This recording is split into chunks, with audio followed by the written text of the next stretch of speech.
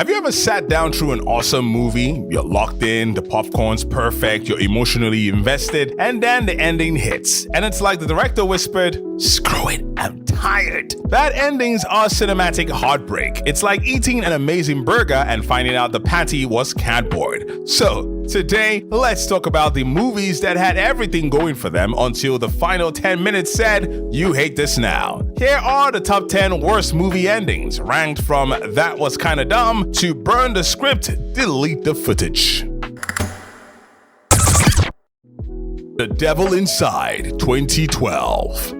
This horror flick had a creepy premise, a woman investigating her mother's demonic possession. Possession movies are easy to love. You just want jump scares, creepy voices, and maybe one spitting head. And The Devil Inside was doing okay until that ending. After a car crash that looked like it was setting up a final exorcism showdown, the movie just stops.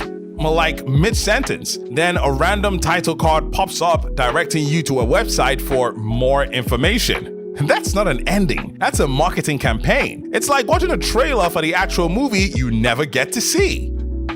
Lucy, 2014. Scarlett Johansson stars as a woman who accidentally unlocks 100% of her brain. Sounds cool, right? For the most of the movie, it is. You get action, weird science, and Morgan Freeman narrating like a TED Talk from heaven. But the ending? Lucy turns into a flash drive, a literal USB stick. After reaching full brain power, she transcends humanity and becomes the equivalent of a pocket-sized storage device. It's a philosophical ending pretending to be deep, but landing squarely in what territory? Imagine the Matrix ending with Neo turning into a Wi-Fi signal. Same vibe. Remember Me, 2010. This romantic drama with Robert Pattinson sets up a sweet emotional story about love, loss, and personal growth. And then, out of nowhere, the twist hits. It's September 11, 2001. Yeah, the movie literally ends with a reveal that the main character was in the Twin Towers. It's the cinematic equivalent of being sucker punched by a history book. The entire film feels manipulative in hindsight, like it used a national tragedy as a plot twist. Audiences didn't cry because of the drama, they cried because they couldn't believe what they just saw. I Am Legend, 2007.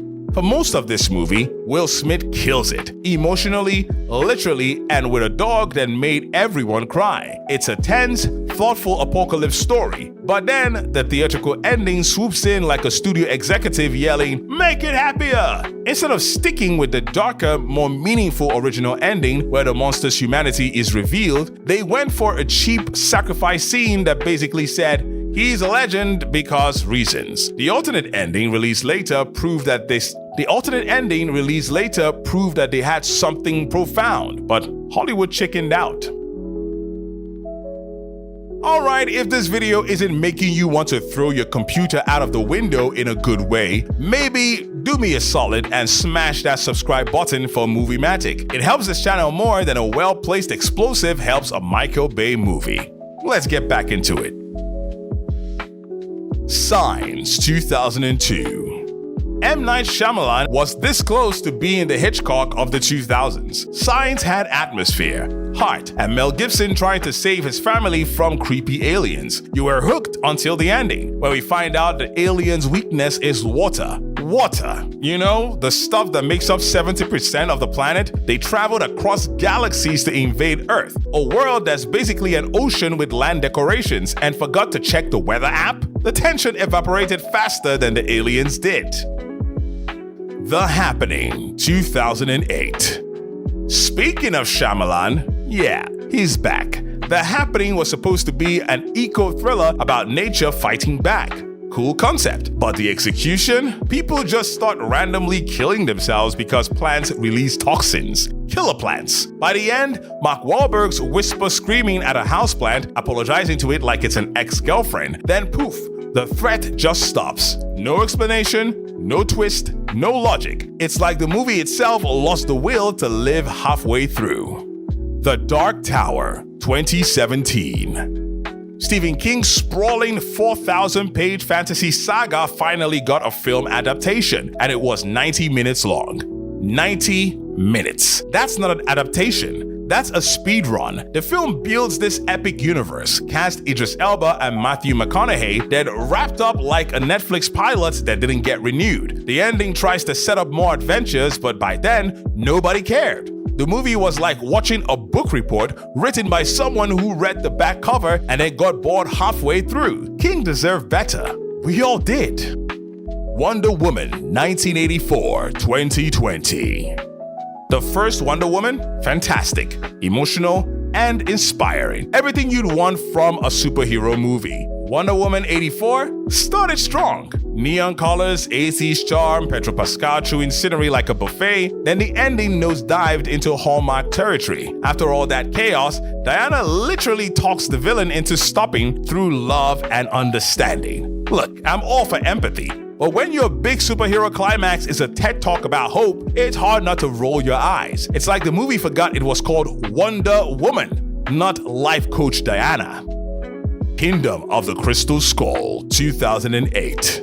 Ah yes, the one with the fridge. Indy's back. Harrison Ford's still swinging the whip. And then aliens show up. Literal aliens. After decades of ancient curses, holy relics, and Nazi punching, Indy goes full X-Files. The ending wasn't just bad. It felt like a betrayal of tone. Watching Indy escape a nuclear blast in a lead-lined fridge was peak absurdity. The alien reveal was the last straw. You could hear every fan in the theater collectively say, "What? This wasn't archaeology, it was bad sci-fi with a fedora." The Rise of Skywalker 2019. And at number 1, the movie that broke the Force. The final chapter of the Skywalker saga was supposed to wrap up the 9 films, decades of lore, and the collective childhood of an entire generation. Instead, it felt like a panic rewrite session held during a fire drill. Palpatine's back. Why? It doesn't matter. Rey's a Palpatine now. Sure, Kylo's good. Okay, it was 2.5 hours of damage control with lightsabers. The emotional weight was gone, logic was optional, and somehow Palpatine returned became an actual line. It wasn't the ending of a saga, it was a corporate PowerPoint presentation that got loose and became a movie. And that's the list. 10 movies that had everything going for them only to fumble the ball at the finish line. A bad ending doesn't just ruin a movie, it makes you question your life choices for watching it. So, what's the worst movie ending you've ever seen? Drop it in the comments. Also, if you like what you just saw, please do like and share this video. And of course, subscribe to Movie Magic. We'd really appreciate it. If you don't, thank you so much for watching this video all the same. You take care and have a great one.